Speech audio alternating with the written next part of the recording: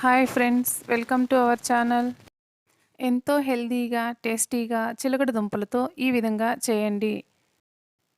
ముందుగా చిలకడ దుంపల్ని పీల్ ఆఫ్ చేసుకొని ఇలా చిన్న చిన్న పీసెస్గా కట్ చేసుకోవాలి. ఇలా కట్ చేసుకోవడం వలన మనకు బాయిల్ చేసుకోవడానికి ఈజీగా ఉంటుంది. 1 కప్పు చిలకడ దుంపలకు హాఫ్ కప్పు బెల్లం కరెక్ట్గా సరిపోతుంది.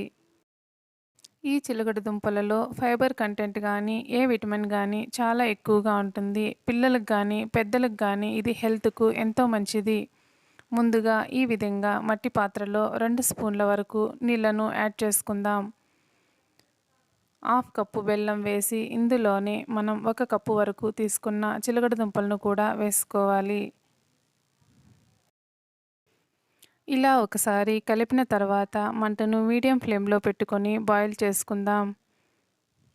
ఇలా మట్టి పాత్రలో చేసుకోవడం వల్ల దీనిలో ఉన్న పోషకాలు ఎక్కువ నశించకుండా ఉంటాయి.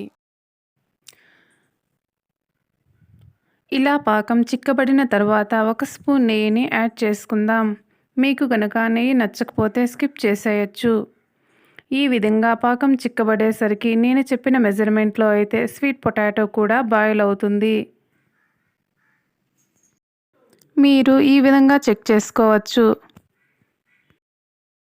పిల్లలకు ఈ విధంగా చేసి పెడితే చాలా ఇష్టంగా తింటారు.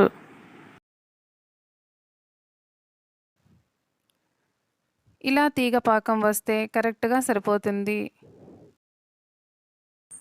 అంతే అండి, ఎంతో హెల్తీగా ఈజీగా టేస్టీగా ఉండే ఈ స్వీట్ పొటాటో రెసిపీ రెడీ అయింది. ఇప్పుడు మనం సర్వ్ చేసుకుందాం. ఈ స్వీట్ పొటాటోని చిన్న పిల్లలకు వారానికి 1-2 సార్లు పెట్టడం వలన పిల్లలు వెయిట్ గెయిన్ అవుతారు, చాలా హెల్తీగా ఉంటారు. ఈ రెసిపీని తప్పకుండా ట్రై చేసి ఎలా ఉందో కామెంట్ చేయండి.